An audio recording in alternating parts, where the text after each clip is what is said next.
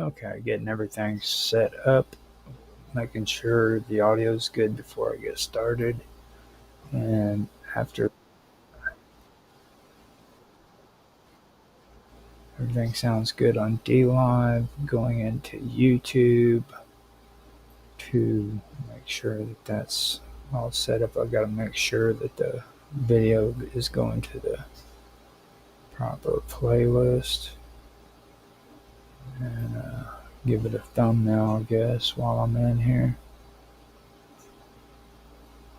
Actually, I don't even know what thumbnail I am using for this. So let me just go ahead and see if that'll work. Yeah, there we go. Do an audio test. There we go. Sounds good on YouTube. Now go in and check it out on Rumble. Sounds good on Rumble as well. So everything seems to be up and running. Gonna check out Kick first. Kick sounds good. And Twitch. Now here before long I may stop using Twitch. I'm not really finding any use out of it. But I am going to stream as much as I can. If anybody's actually seeing it, make comments, that way I know. But if nothing else, I'm going to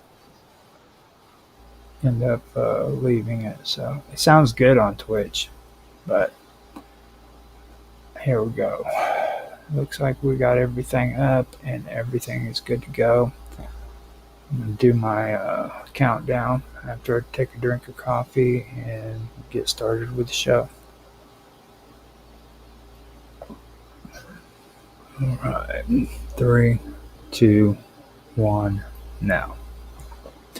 Hello, everybody, and welcome back to another episode of Weird Science. I'm Roger Hanson, and I will be your host. Last week, I had some issues that came up to where I could only stream half an hour, and I apologize for that. Today, I am coming back to you with another episode of Weird Science, and I have more topics to discuss. So with that being said, let me go ahead and get into the talking points or the topics and go from there. So the origins of high frequency active aurora research program can be traced not to a military facility in Alaska, as many commonly believe, but rather to a more obscure and unexpected source. A Texas oil company operating in the mid to late 20th century. The intellectual and technical foundation for what would eventually evolve into the massive ionospheric heater in Gakuna, Alaska, began with a single inventive mind, a physicist by the name of Bernard Eastland. His work developed while under contract to a subsidiary of a major oil enterprise, eventually produced a patent that has become infamous in both scientific and conspiracy circles alike. Bernard Eastman's professional background straddled the worlds of corporate science, advanced physics, and defense adjacent technologies. While collaborating with a subsidiary of Atlantic Richfield Company, a major petroleum firm based in Texas, Eastland was tasked with exploring non-traditional uses of the company's vast natural gas reserves discovered in Alaska's Prudhoe Bay. The idea was not merely to extract and transport this energy, but to find in- innovative ways to utilize it in situations. This line of thinking gave rise to the concept of using gas-generated electricity to power a massive electromagnet transmission facility capable of interacting with the ionosphere. The potential application Eastland filed in the mid-1980s was granted in the summer of 1987. It bore the title "Method of Apparatus for Altering a Region in the Earth's Atmosphere, Ionosphere and/or Magnetosphere." It proposed a system of ground-based radio transmitters that could send high-powered radio waves into the upper layers of the atmosphere. These waves would cause localized heating, altering the behavior or altering the behavior of charged particles in the ionosphere and magnetosphere. While atmospheric heating had been experimented with before on smaller scales, Eastland's concept was remarkable for its scale, ambition, and multi-domain implications. According to the patent, the electromagnetic waves generated by the proposed apparatus could be used to manipulate the ionosphere in various strategic ways. For example, the energy could be focused to create a lens or mirror effect in the atmosphere, potentially allowing for the reflection of communication signals over the horizon. More provocatively, the patent suggests that such a system could interfere with or even disable incoming ballistic missiles by disrupting their guidance systems. The apparatus could, in theory, simulate the effects of a nuclear explosion in the sky, producing high-altitude electromagnetic pulses without the use of fossil materials. What made the patent even more provocative was its reference to potential weather modification. By heating specific regions of the upper atmosphere, it might be possible to affect wind patterns, jet streams, or even precipitation cycles in a targeted area. Although this idea was presented in theoretical terms, the suggestion that one could manipulate weather systems from the ground fed directly into the more dramatic speculation that would later surround the high-frequency active aurora research program. The use of electromagnetic waves to influence the ionosphere is not a purely speculative endeavor. The basic science behind this has been confirmed through smaller facilities like those located in Tromsø, Norway, and near Fairbanks, Alaska, before the construction of the larger facility in Gakona. These installations showed that high-powered radio waves could indeed induce ionospheric heat, stimulate the production of low-frequency waves, and generate artificial auroras. Eastland's patent took these foundational concepts and imagined their application in a grander, more transformative scale. The relationship between the original patent and the later government-funded research project is not purely hypothetical. The original patent was assigned to a company called APTI, a subsidiary of the Atlantic Richfield Company, which was later contracted by the United States Air Force and Navy to develop what would become the High Frequency Active Aurora Research Program facility. When APTI was sold to a larger defense contractor and later acquired by yet another major defense entity, the patent rights and associated technology went along with it.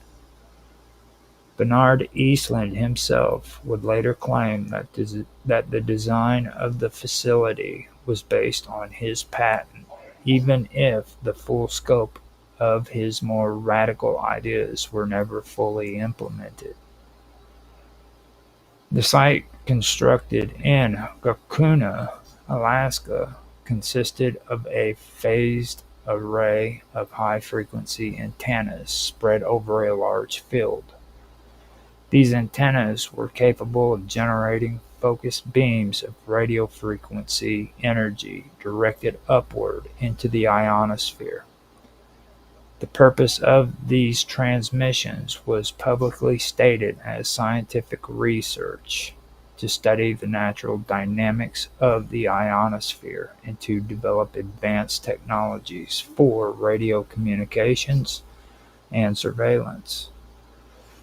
However, the public availability of the Eastland patent, combined with the facility's remote location and military oversight, led to a range of suspicions and theories. Among the more controversial ideas drawn from the original patent was the claim that the facility could influence weather patterns or be used as a weapon. Although the scientific consensus largely dismisses the idea that such an installation could have the installation could have a practical effect of global weather systems and original patents.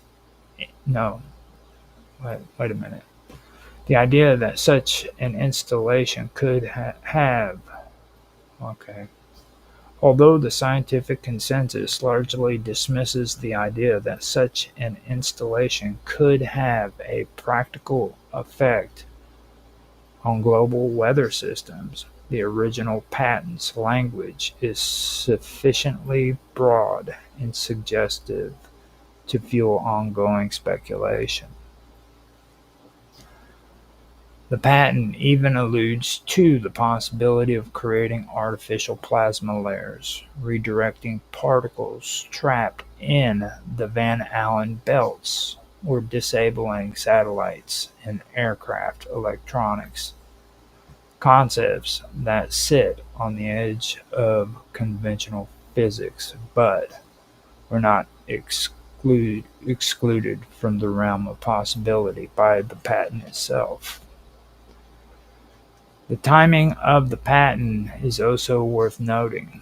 It was filed during the height of the Cold War, when technological supremacy was viewed not merely as advantageous but essential. The United States and the Soviet Union were both engaged in extensive research into exotic defense systems, including particle beams, weather control, and space-based surveillance patterns. In this context, Eastland's intervention would have appeared as an imaginative and potentially valuable tool in the ever-escalating arsenal of high-tech defense capabilities. What set this particular patent apart from typical defense-related inventions is its unusual fusion of energy infrastructure that advanced atmospheric physics. The idea of using natural gas resources to power a geophysical weapon was, at the time, unconventional and illustrative of the kind of out-of-the-box thinking that sometimes characterizes research sponsored by major corporations with ties to government contracts. Although the eventual facility constructed in Alaska did not operate with natural gas power as Eastland had proposed, the vision embedded in the original patent remained influential in shaping the research and technical framework of the large project. Bernard Eastland would go on to file another patent that expanded on the principles outlined in his original documents. These included more refined systems for beam steering, artificial ionospheric mirrors, and even concepts involving the manipulation of atmospheric conditions to support missile defense. While his name is not widely known outside of certain technical or speculative communities, his contributions to atmospheric physics and defense theory are significant. His original patent remains one of the clearest bridges between corporate energy interest, scientific exploration, and military technology development. The very language of the patent suggests that its author was well aware of the controversial implications of his ideas. It speaks not only of enhancing communications, but also of disrupting them, not only of atmospheric study, but also of atmospheric control. Whether these capabilities were ever fully realized remains uncertain, but the potential envisioned in the patent was vast and ambitious, and in many respects ahead of its time. As the high-frequency active aurora research program became operational, a number of public outreach efforts were made to frame its purpose in purely scientific terms. Tours were offered, academic collaborations were initiated, and data was published. Nevertheless, the shadow cast by Eastland's original invention remained. The notion that a system had been proposed decades earlier which could potentially affect everything from radio communications to climate patterns ensured that the project would never be entirely free of scrutiny. Even today, with the original military-run version of the project having been transferred to a civilian research institution, the theories and fears associated with Eastland's patent endured. Much of his persistence is due to the sheer breadth of his claims and the openness with which they were presented. Unlike classified documents or covert programs, this patent was a public document available to anyone willing to read it. That openness has made it a cornerstone in the architecture of both legitimate inquiry and less grounded speculation. In a broader sense, the legacy of the patent reflects a recurring theme in modern technology or technological history: the convergence of military ambition, corporate resources, and scientific vision. The invention was not the product of an isolated genius working in obscurity, but of a deliberate effort by a large energy company to repurpose its assets in a way that might influence the skies themselves. Whether that influence was intended to be benign or strategic, remains an open question, but the implications of the work are clear. The apparatus described in Eastland's patent envisioned a world where upper atmosphere could be shaped like clay on a potter's wheel, subject to the invisible hand of electromagnetic force. It imagined a future in which human beings standing on the ground could reach up into the charged layers of the sky and alter their behavior for communication, defense, or possibly environmental purposes. That vision, while never fully realized in the precise terms described in the patent, nonetheless set the stage for one of the most enigmatic and debated scientific installations of the modern era.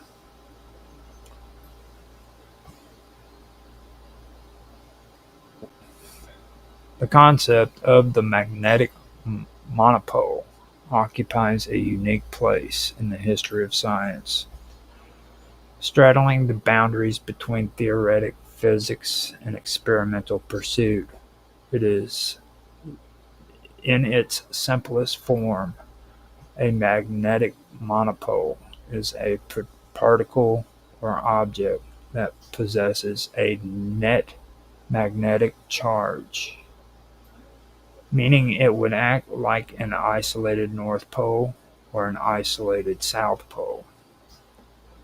In contrast to every magnet observed in nature, which always has both the North and South Pole, regardless of how finely it is divided, a magnetic monopole would be a singular source or sink of magnetic field lines. Though never observed in nature, the idea of such an entity has persisted through generations of scientific thought, fueled by the elegance it brings to the mathematical frameworks that describe the physical world. Excuse me. Magnetism, as commonly understood, arises from the movement of electric charges and the alignment of microscopic magnetic movements in materials. Ordinary bar magnets owe their properties to the spin of electrons and the arrangement of atoms in ferromagnetic substances. When a magnet is cut in half, the result is not a separation of poles, but the creation of two smaller magnets, each with its own north and south pole. This fundamental symmetry has led to a widely accepted belief that magnetic dipoles are inseparable. Yet the theoretical possibilities of breaking this symmetry and finding a genuine monopole remains one of the most enticing quests in modern physics. The origin of the idea stretches back to the early 19th century, when scientists began developing the field theories of electromagnetism. The Scottish physicist James Clerk Maxwell formulated a set of equations that described the behavior of electric and magnetic fields. These equations contain a notable asymmetry. While electric charges exist in positive and negative forms, there are no corresponding magnetic charge in his model. Magnetic fields always arise from currents or dipoles, never from isolated monopoles. Maxwell himself acknowledged this imbalance and speculated whether a magnetic charge might someday be discovered. However, the idea remained dormant until the early 20th century. It was in the early 1930s that the concept of the magnetic monopole received a profound theoretical foundation through the work of British physicist Paul Dirac. He showed that if a magnetic monopole existed anywhere in the universe, it would explain the otherwise mysterious phenomena of charge quantization. In simple terms, all observed electric charges are exact multiples of a fundamental unit, such as the charge of an electron. Dirac demonstrated that the existence of even a single magnetic monopole would require this quantization would require this quantization as a natural sequence of quantum mechanics. This insight not only restored symmetry to Maxwell's equations, but elevated the search for monopoles from a speculative notion to a matter of deep physical significance. Despite the elegance of Dirac's theory, the decades that followed yielded no direct evidence of magnetic monopoles. Experimental physicists searched high and low, from the depths of particle accelerators to the analysis of moon rocks and meteorites. Some detectors were constructed specifically to spot the characteristic magnetic signatures that a monopole would produce as it passed through matter. Though a few anomalies were reported, none proved conclusive, and the existence of the magnetic monopoles remained unconfirmed. In the meantime, theoretical development continued to lend support to the possibility of monopoles. In the later half of the 20th century, efforts to unify the fundamental forces of nature, particularly the electromagnetic, weak nuclear, and strong nuclear interactions, led to a family of models known as grand unified theories. These models predict that at extremely high energies, such as those present in the first instance after the Big Bang, the distant forces merge into a single interaction. Crucially, these theories also imply the spontaneous formation of magnetic monopoles during symmetry, breaking phase transitions in the early universe. According to these models, magnetic monopoles would be extremely massive, far heavier than any known particle.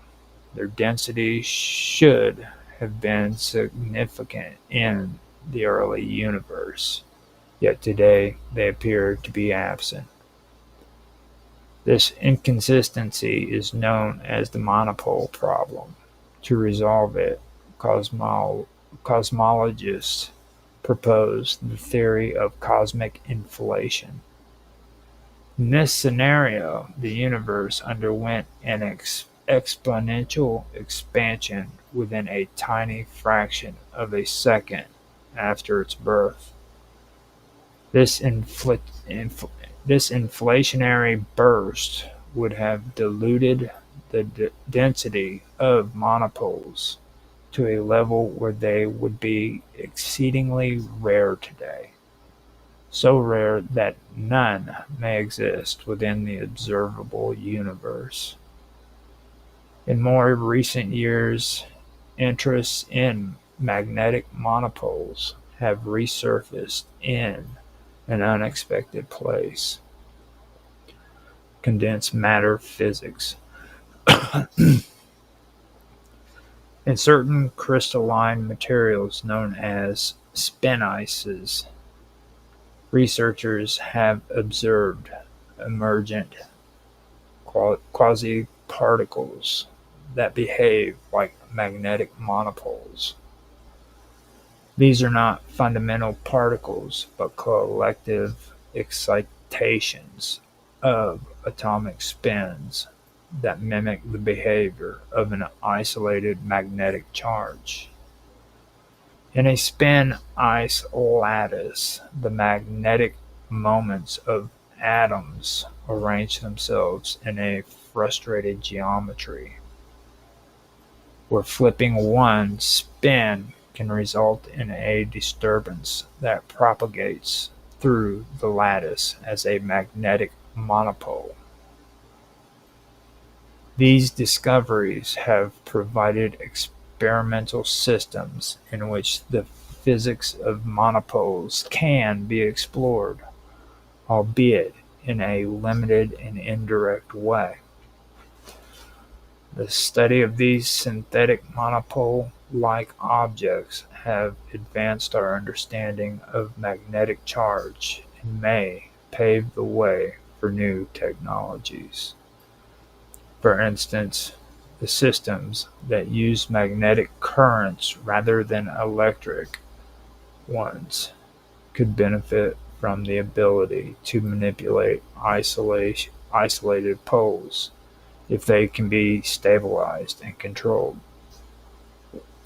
However, these laboratory analogs do not resolve the deeper question of whether true monopoles exist as fundamental entities.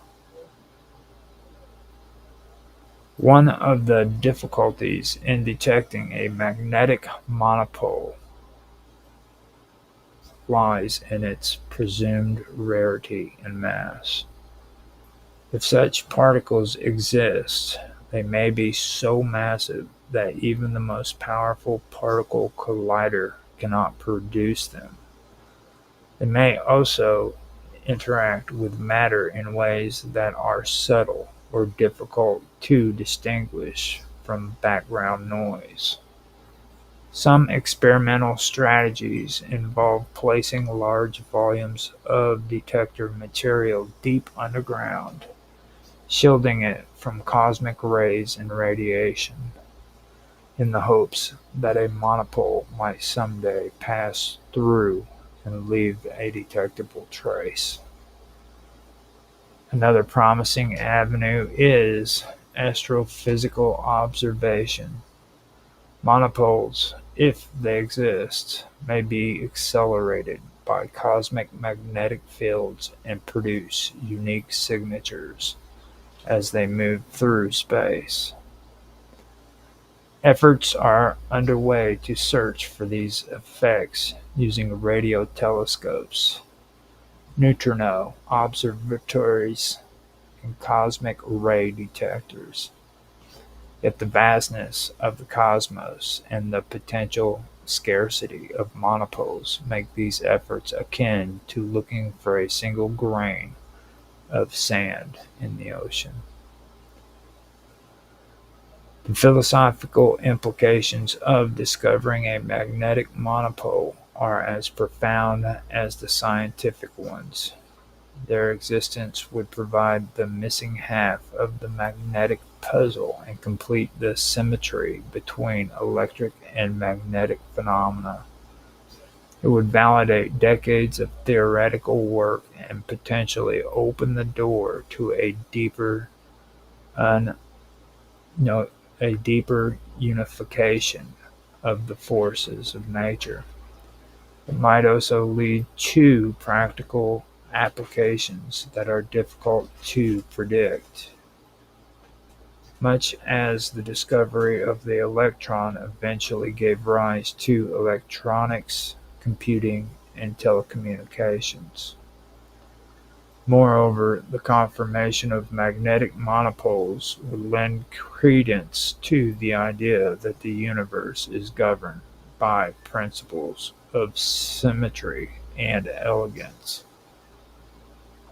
In modern physics, symmetry is not merely a aesthetical idea, but a guiding principle that shapes the formation of laws and interactions. The existence of magnetic monopoles would reinforce the notion that for every electric phenomena there exists a magnetic counterpart, even if it has remained hidden for most of human history. Some speculative theories even suggest that magnetic monopoles could play a role in cosmic evolution or the structure of space-time itself. In certain models, monopoles are tied to topological defects in fields that span the universe. These defects could act as seeds for the formation of galaxies or influence the curvature of spacetime. Others propose that monopoles could serve as carriers of exotic forms of information or be harnessed for advanced propulsion systems, though such ideas remain far from realization. The search for magnetic monopoles thus remains one of the grand challenges of contemporary physics. It is a quest driven not only by the desire to confirm a theoretical prediction, but by the deeper yearning to understand the fundamental natures of the universe. It reflects the same curiosity that led early scientists to discover electricity and magnetism, that drove Maxwell to unite them into a single theory, and that inspired Dirac to find harmony between quantum mechanics and relativity. Whether or not monopolies are eventually found, the pursuit itself has already enriched our understanding of field theory, quantum mechanics, and condensed matter systems. It has led to innovations in experimental design, inspired new generations of physicists, and expanded the frontier of what is considered possible. If they are discovered, magnetic monopoles will become part of the known landscape of physics, reshaping textbooks and redefining the Standard Model. They remain elusive. They will continue to haunt the margins of theory, a reminder of the mysteries that still await. Morgellons is a controversial and poorly understood condition that has sparked debate among patients, doctors, and researchers for many years.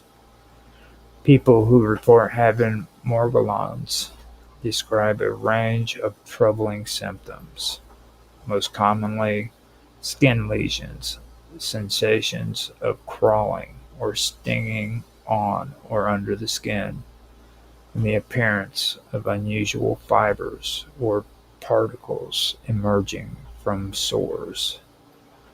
Some individuals also report fatigue, memory loss, mood disturbances, and joint pain, making the condition seem both dermatological and systemic. However, despite the consistency in patient reports, morgellons remain officially unrecognized as a distinct disease by many mainstream medical organizations. The term morgellons was revived in the early 20th century or 21st century by a mother whose young son was suffering from skin lesions. She used the word after discovering a 17th century medical account describing similar symptoms in French children. The modern wave of reports, however, did not gain significant attention until patients began connecting online and describing their shared experiences. This network of testimonies helped Morgellons grow from isolated complaints into a larger collective phenomenon. Medical investigations into Morgellons have been mixed. One of the largest studies conducted in the United States was carried out by the Center for Disease Control and Prevention in collaboration with Kaiser Permanente,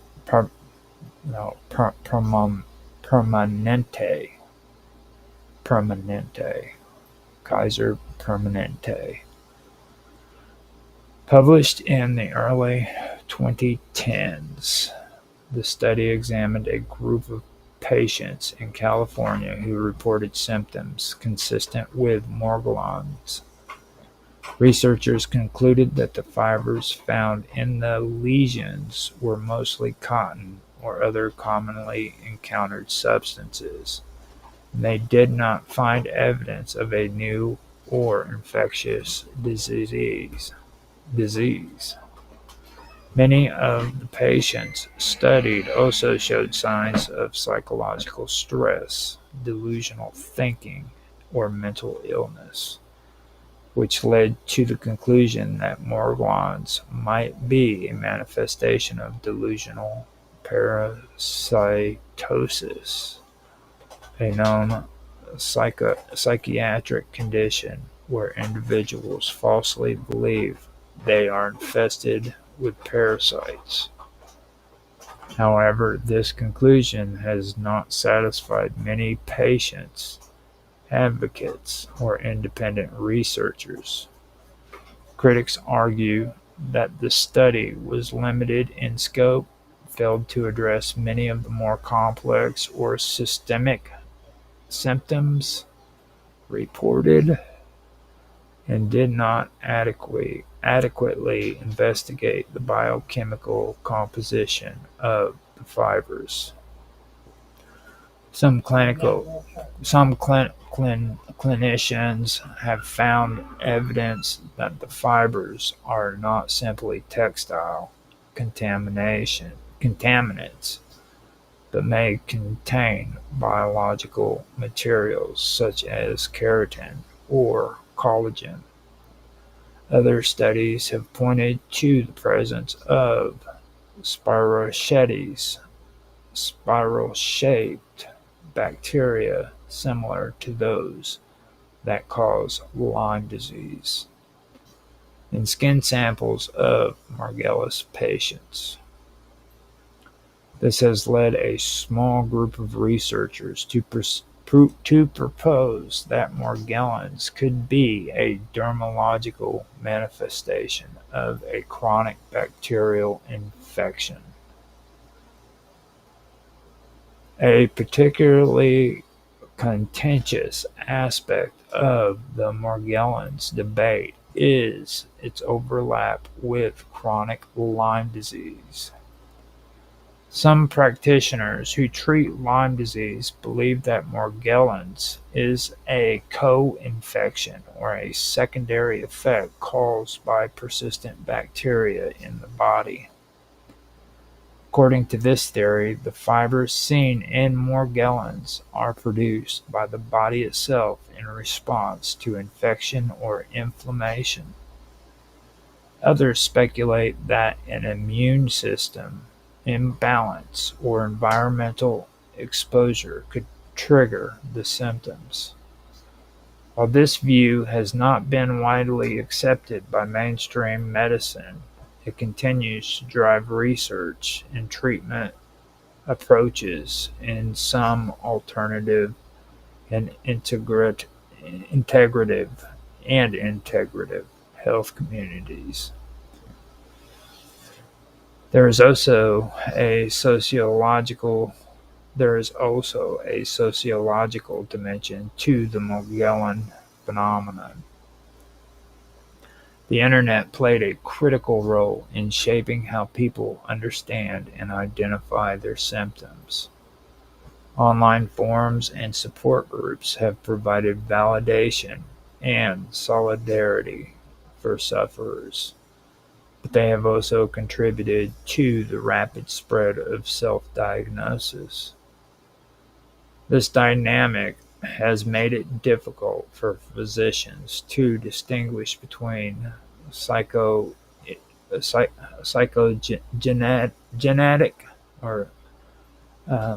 psychogenic psychogenic illness. Yes. This dynamic has made it difficult for physicians to distinguish between psychogenic illness, where symptoms arise from psychological origins, or a potential new disease that is simply not yet well understood.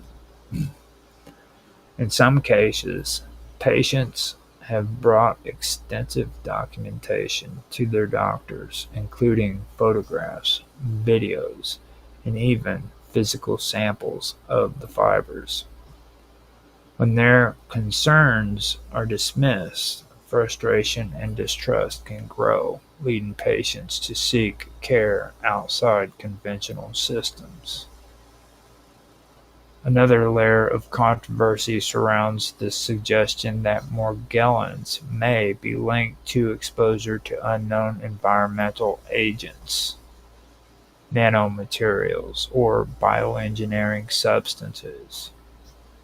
These ideas often fall into the realm of speculation. These ideas often fall into the realm of speculation and are frequently dismissed by scientists as unproven or conspiratorial. Nevertheless, the intensity of belief among some patients has led to persistent questions about whether environmental toxins, industrial pollution, or even deliberate human intervention could play a role.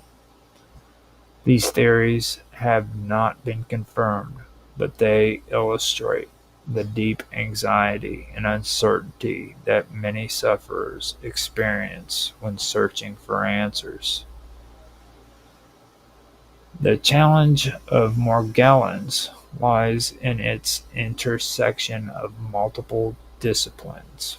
It touches dermatology, psychiatry, infectious disease, immunology, and even neurology. The lack of definitive biomarker or tests makes diagnosis difficult, and the absence of consensus on its cause or treatment creates frustration from both patients and healthcare providers. Some physicians treat the condition symptomatically, focusing on skin care, antibiotics, antidepressants, or antipsychotic medications, depending on the individual case. Others reject the diagnosis entirely, viewing it as an internet-driven delusion. Meanwhile, a smaller number of doctors have developed protocols based on the idea of chronic infection using long-term antibiotics and herbal supplements, though this approach remains controversial and is often criticized for lacking scientific validation. For the patient's or from the patient's perspective, Morgellons can be an isolated and traumatic experience. Many report being dismissed, misdiagnosed, or treated with skepticism by the medical system. Others face ridicule from friends, family, or online commentators who do not believe their condition is real. The social stigma compounds the physical and psychological burden of the illness. For those who believe they are afflicted, the suffering is undeniably real, even if the underlying mechanisms is still in question.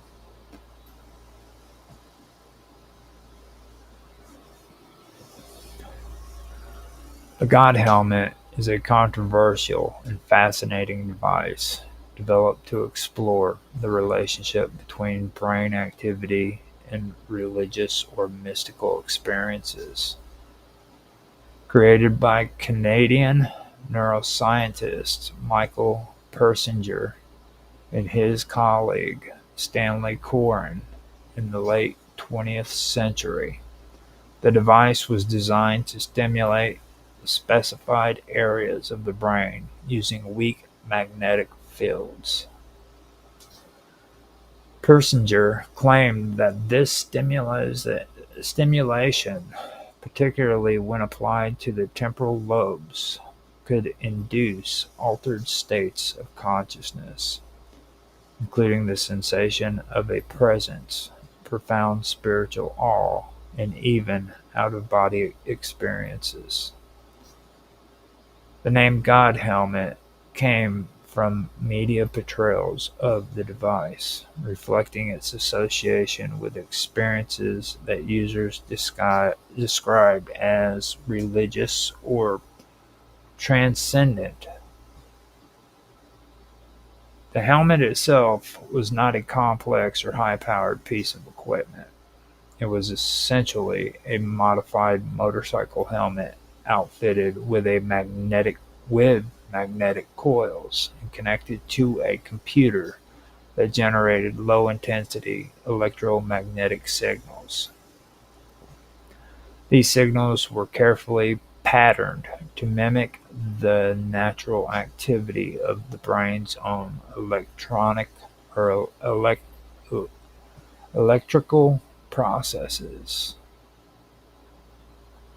Persinger believed that certain types of brainwave stimulation could unlock latent physiological capacities, producing sensations that people throughout history have interpreted as contact with supernatural beings or divine forces.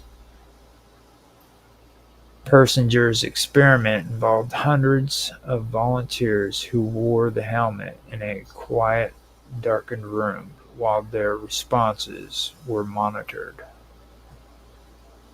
Many participants reported a strong sense that someone or something was in the room with them, even though they were alone. Some described a benevolent presence, others sensed something ominous. A few reported visions or deep emotional insights. Persinger interpreted these results as evidence that spiritual and religious experiences could be triggered artificially by manipulating the brain's electromagnetic environment. According to Persinger, the temporal lobes of the brain are especially involved in processing emotion, memory, and self-awareness. He hypothesized that under certain conditions, such as stress, sensory deprivation, or electromagnetic stimulation, these areas could produce sensations of another intelligence or presence. He believed that throughout human history, people experiencing natural or accidental stimulation of the temporal lobes may have interpreted the resulting sensation as visitations from gods, spirits, or the metaphysical or other metaphysical beings. The God helmet was, in his view, a tool to demonstrate that these experiences were rooted in biology rather than external realities. The response to the God helmet within the scientific community was deeply divided.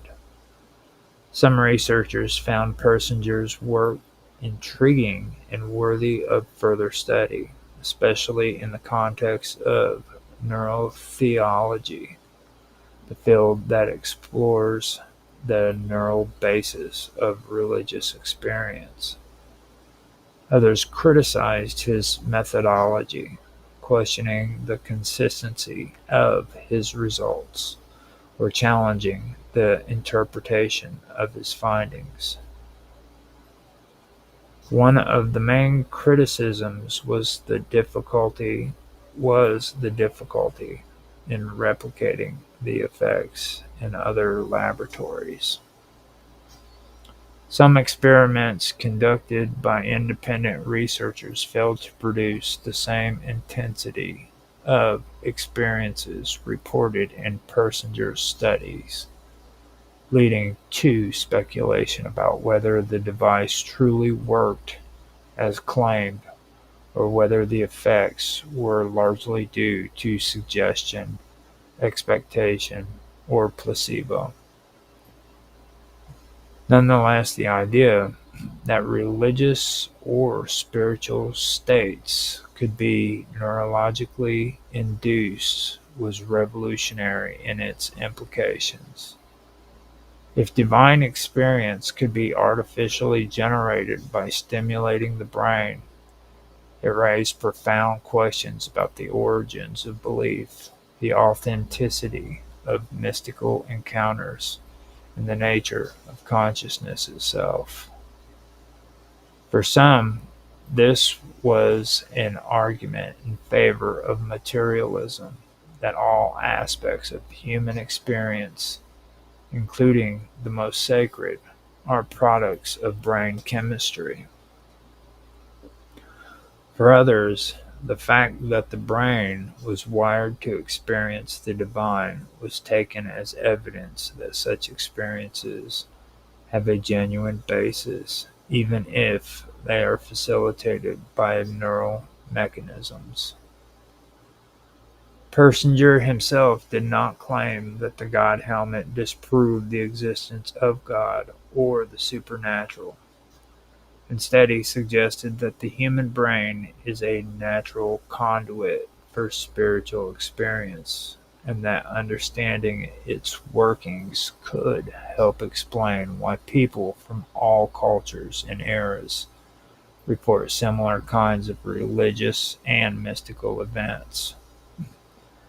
He maintained that his research was not meant to reduce religion to a trick of the brain, but rather to explore the mechanisms through which such experiences are made possible. Outside the laboratory, the God helmet gained attention from the journalists, television programs, and popular science writers. Some people who tried it reported powerful and moving encounters. Others felt nothing at all. The variability in responses only added to the mystery and controversy surrounding the device. The God helmet became a symbol for the growing interest in how neuroscience intersects with age-old questions about the divine, the soul, and the unseen dimension of reality. Today, the legacy of the God helmet continues to influence research into altered states of consciousness.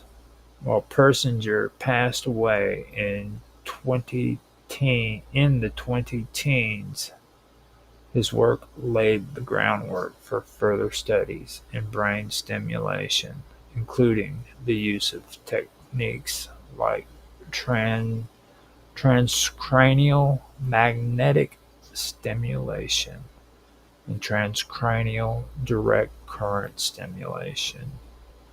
These methods, though more advanced and precise than the original God helmet, aim to explore similar questions: how the brain constructs reality and what happens when its usual patterns are disrupted.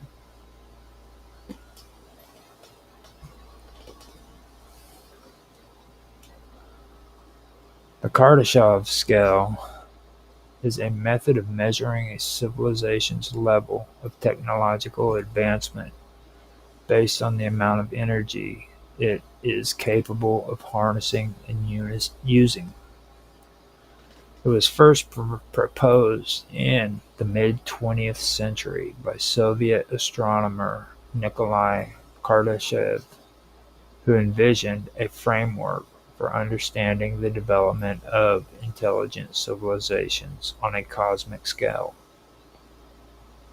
Rather than measuring progress by political structures, cultural achievements, or military power, Kardashev focused on energy consumption, which he believed offered a universal benchmark that could be applied to any civilization, whether human or alien. The central idea behind the Kardashev scale is that a civilization's ability to manipulate and consume energy reflects its capacity to exert control over its environment. The more energy a society can harness and use effectively, the more advanced it is presumed to be. Kardashev originally divided civilizations into three broad categories: planetary, stellar, and galactic, each representing a different level of energy control. These categories are commonly referred to as Type 1, Type 2, and Type 3 civilizations.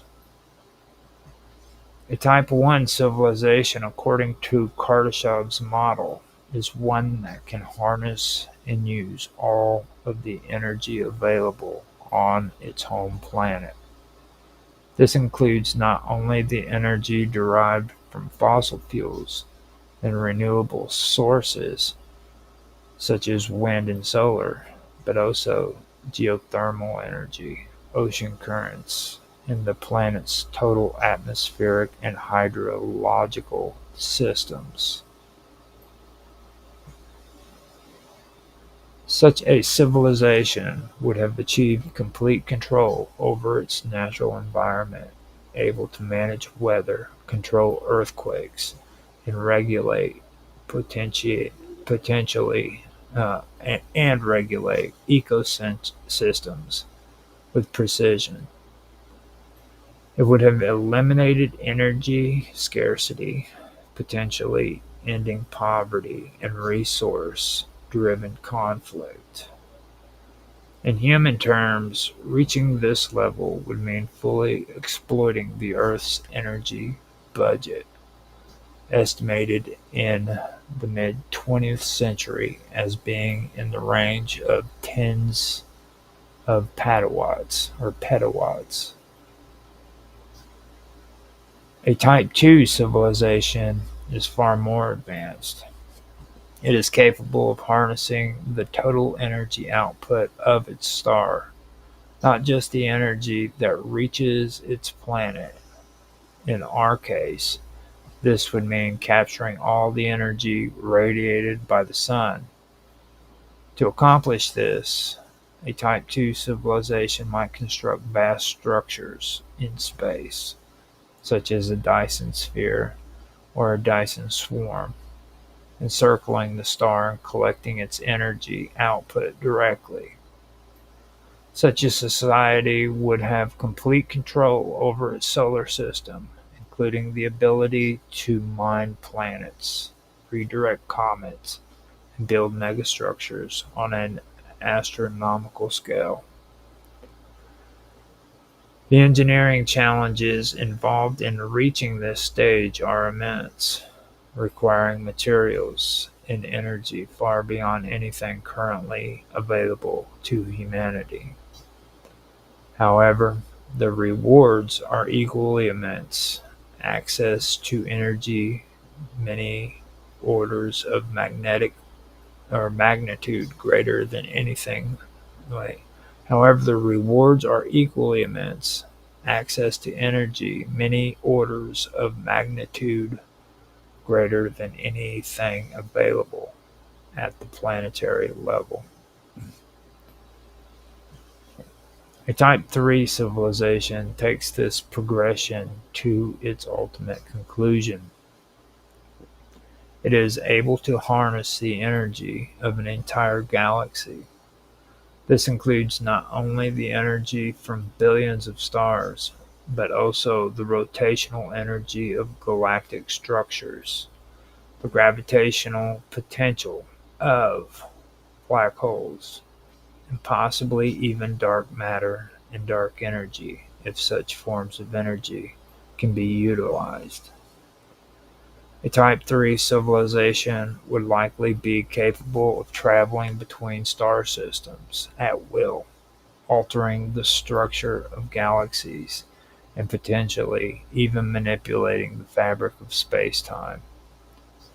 It would be effectively godlike in its capabilities, at least from our current perspective. Such a civilization might appear indistinguishable from nature itself, having reshaped its surroundings so thoroughly that its presence is difficult to detect. Although Kardashev's originally although Kardashev originally envisioned only three types, later thinkers expanded the scale to include intermediate levels and beyond. Some theorists introduced fractional types, suggesting that a civilization could be described as type 0.5 or type 1.2, depending on its precise energy consumption. Others propose type 4 and type 5 civilizations, capable of manipulating the energy of multiple galaxies or even the entire universe. These extensions, while speculative, help frame the broader question of what is physically possible within the laws of nature and what ultimate limits might exist for intelligence and technology. Humanity, as it stands today, is yet even a Type 1 is not yet even a Type 1 civilization. Estimates place us somewhere around Type 0.7 on the Kardashev scale. We are still largely dependent on fossil fuels, and while renewable energy is growing, it represents only a small portion of our total consumption. Our ability to manage natural systems is rudimentary, and we remain vulnerable to natural disasters, climate change, and ecological collapse. Achieving Type 1 status would require a transformation of our global infrastructure, economy, and values. It would involve not only technological innovations, but also political coordination and cultural adaptation on a scale never seen before. The transition to a higher Kardashev level is not just a matter of increasing energy output. It also involves changes in energy efficiency, sustainability, and ethical use. A society that generates vast amount of energy while destroying its environment or enslaving its population would not be considered truly advanced. Many thinkers argue that a civilization must also evolve in moral and social terms in order to manage its growing power responsibly. This raises the question of whether technological advancement naturally leads to ethical maturity or whether the opposite might occur. Kardashev scale, the Kardashev scale has also influenced the search for extraterrestrial intelligence. If intelligent life exists elsewhere in the universe, and if it has developed for longer than humanity has existed, then it is reasonable to expect that some civilizations may have reached Type 2 or even Type 3 status. Such civilizations might be detectable through their energy signatures. A Dyson sphere, for example, would absorb visible light from its star and radiate the energy as infrared heat, creating a distinctive spectral fingerprint. Astronomers have searched for such signature using data from space telescopes, although no conclusive evidence has yet been found. This absence of detecting this part of the broader Fermi paradox, which asks, now this absence of detection is part of the broader Fermi paradox, which asks why we have not encountered signs of alien life despite the vastness of the universe. Some interpretations suggest that the transition to higher Kardashev types may be more difficult or dangerous than it appears. Civilizations may destroy themselves through warfare, ecological collapse, or technological missteps before reaching planetary or stellar mastery.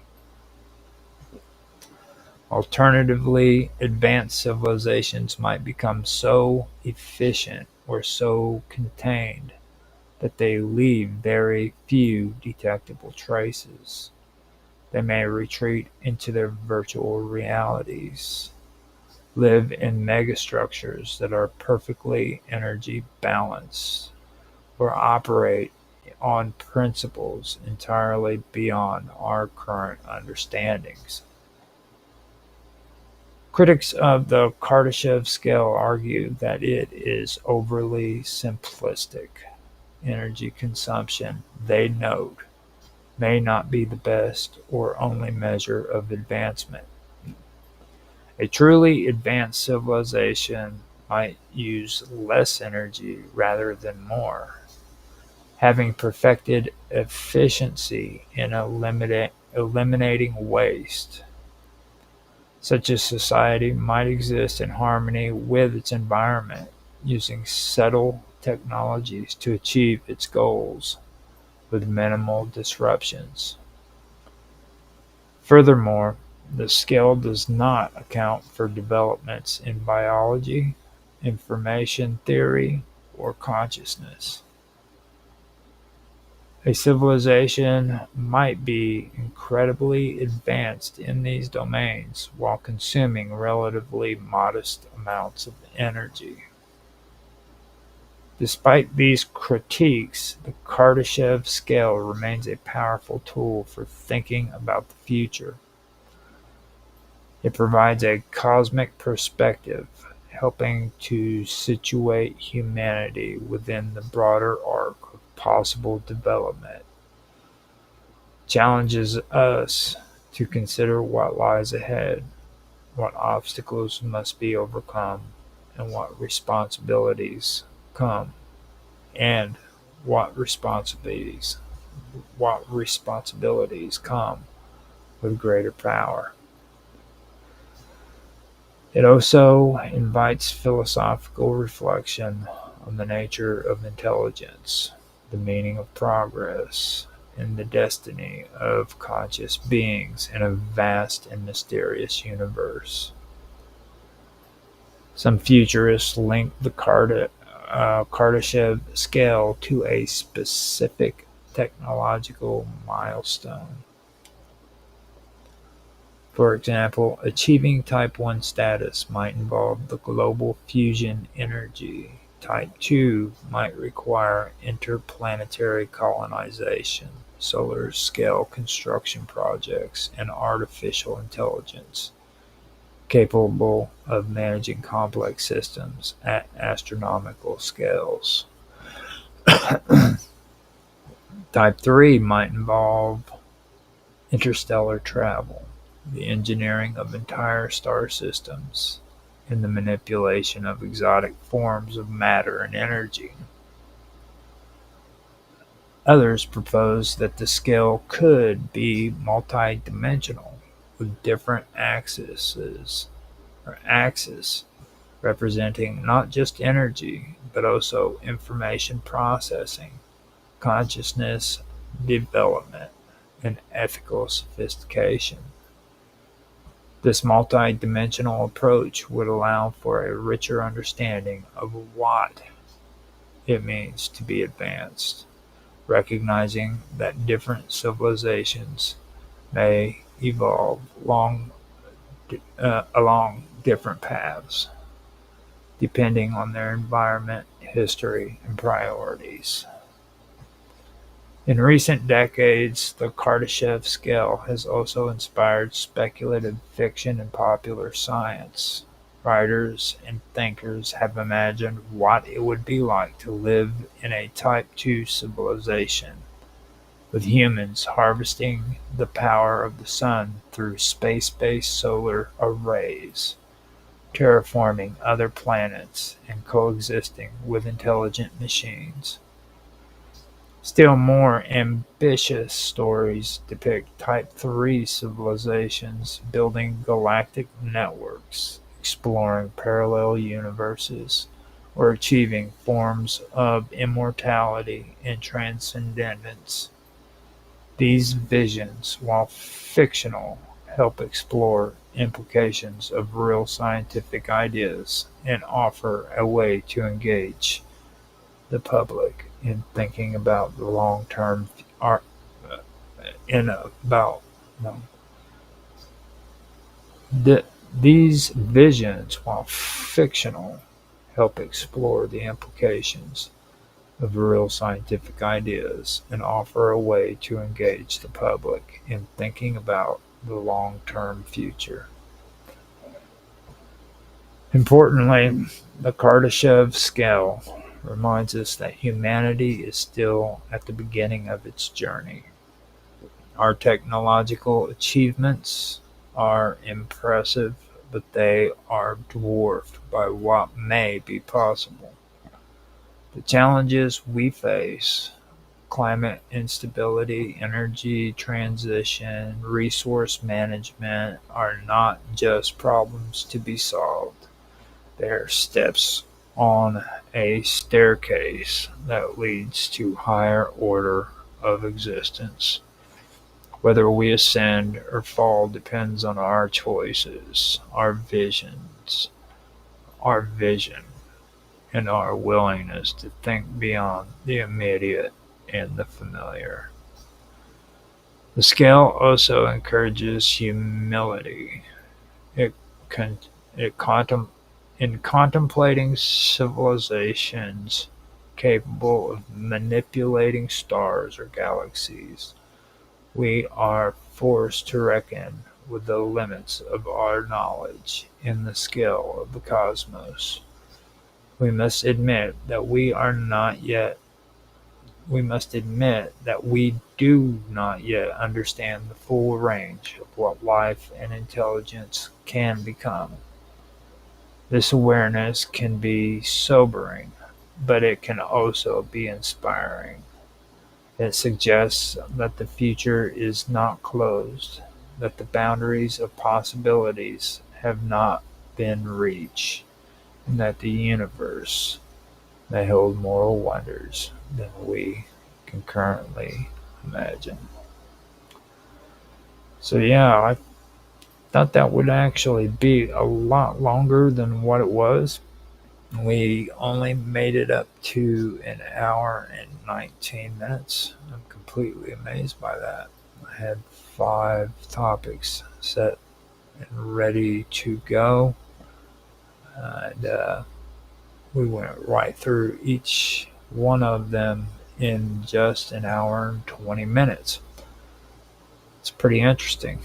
I didn't think that would happen, to be honest with you, but we did it. And like I said, on a couple of my other shows, I want to say it again on this show since it actually happened here. I apologize for last week only being a half an hour long.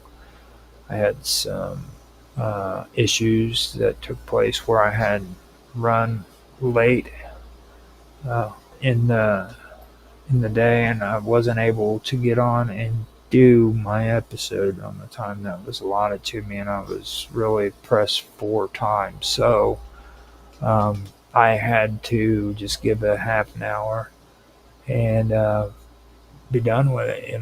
So I apologize about that. I hope you guys did enjoy this episode.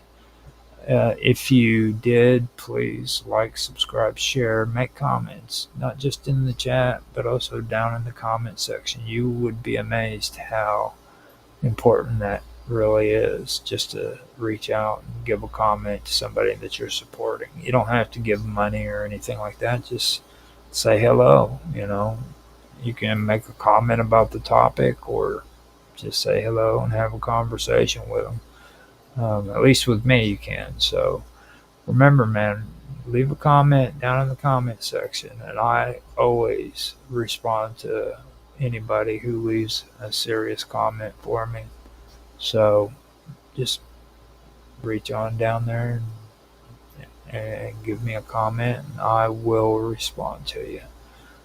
So thank you guys for stopping in and checking me out. I really did enjoy doing this one. Um, just trying to go through and find out what we have for comments.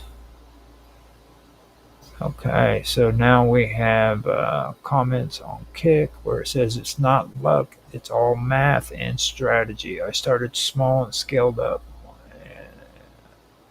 Okay, yeah, so yeah, that's just a scam trying to get me to do that. I thought it was actually, we don't have anything at all for any comments, which is fine. That means I can get off of here and be done with it. I actually thought somebody gave a comment on Kick, which they didn't.